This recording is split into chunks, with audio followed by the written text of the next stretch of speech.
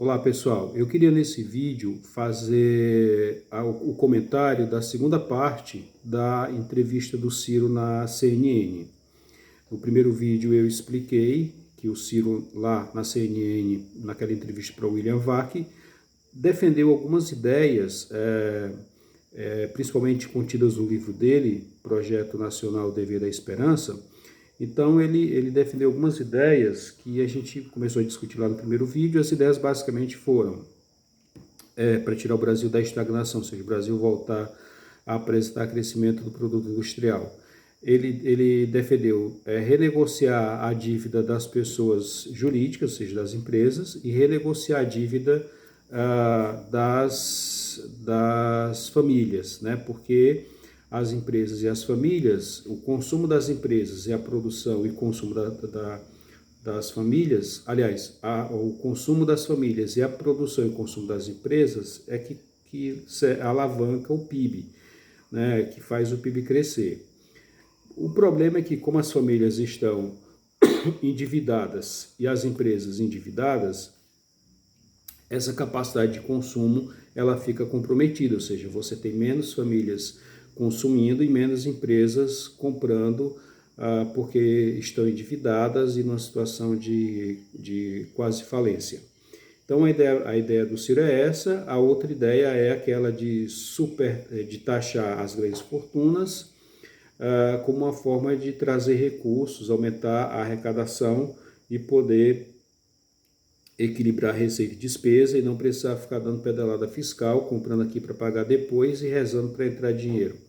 Então, o que acontece é que eu falei no vídeo anterior, é que ele não pensava, não fala de inserção da economia brasileira internacionalmente, é como se não existe mercado internacional, ou como se o mercado internacional não fosse uma possibilidade, ou seja, a ideia de modernizar a produção industrial, de produzir ciência e tecnologia para criar inovação e agregar valor, para tornar o valor utilidade do nosso produto competitivo lá fora, isso ele não fala, porque ele é um nacional desenvolvimentista, ele acha que tudo se resolve internamente com o papel do Estado, e esses nacionais desenvolvimentistas e os socialistas, eles dão pouco valor ao mercado internacional ou quase nenhum valor ao comércio internacional. Contudo, basicamente, o governo Lula viveu dos superávites da balança, né, como a gente viu, o governo do Lula pegou uma onda de crescimento da economia e só apresentou os bons resultados que apresentou porque pegou o superávit na balança. Mas o que eu queria discutir com vocês, a crítica que eu queria fazer é a seguinte, que o Ciro não coloca, o William Vac não pergunta isso para ele. O William Vac devia ter perguntado assim, tudo bem, o povo brasileiro está endividado e as empresas estão endividadas e 60% do consumo das empresas e das famílias é que impulsiona o PIB, mas está todo mundo endividado. Agora, o que o William Vac deveria ter perguntado era, mas por que está todo mundo endividado? Por que o índice ou taxa de endividamento das empresas e famílias brasileiras é tão alto? Essa pergunta que ele deveria ter feito e não fez. De acordo com o G1 Globo. Por que é tão alto o índice de endividamento das famílias e empresas? A resposta seria muito simples, porque nós temos uma das taxas de juros mais elevadas do planeta. O governo paga 12, paga 13, às vezes até 14 por um título da dívida pública, lá no Sistema Especial de Liquidação e Custódia, Selic. O governo paga 12, 13, 14. Então, o que acontece? O problema que o Ciro está propondo é basicamente enxugar gelo. Você não vai à raiz do problema. Qual é a raiz do problema? Você tem uma despesa muito alta, o governo tem uma despesa muito alta, o governo gasta mais do que tem em caixa. Quando ele se vê na iminência de não pagar as contas, o que ele faz? Ele emite títulos na Selic, né, e oferece 12, 13, 14 de juros ao ano por cada título. Então o que acontece? O investidor vem com tudo, os investidores de fora compram os títulos, o governo entra o dinheiro, o governo fecha o caixa, paga as contas, mas no futuro o governo acumula uma dívida porque quando os títulos forem resgatados, o governo tem uma dívida, né, muitas vezes dívidas com empresas e bancos que compraram esses títulos. Então, isso só vai, afora os empréstimos que o governo faz também para financiar a dívida, o governo faz no exterior, e que depois se vê em apuros para pagar.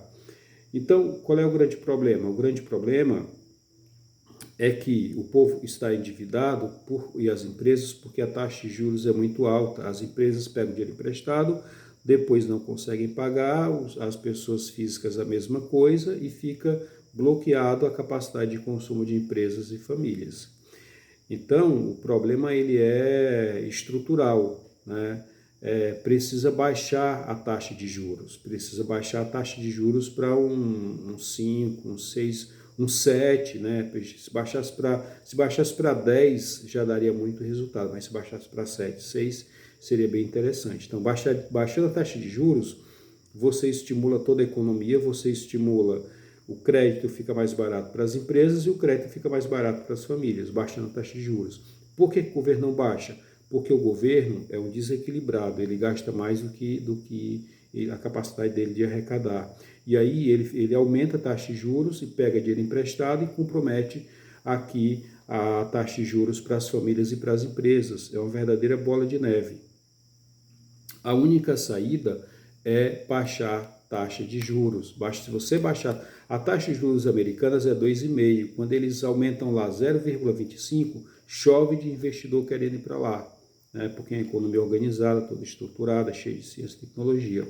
Então, no nosso caso, para o Brasil voltar a crescer, precisa baixar a taxa de juros. Mas para baixar a taxa de juros, precisa haver uma reforma do Estado. O governo precisa cortar gastos, conter gastos, né?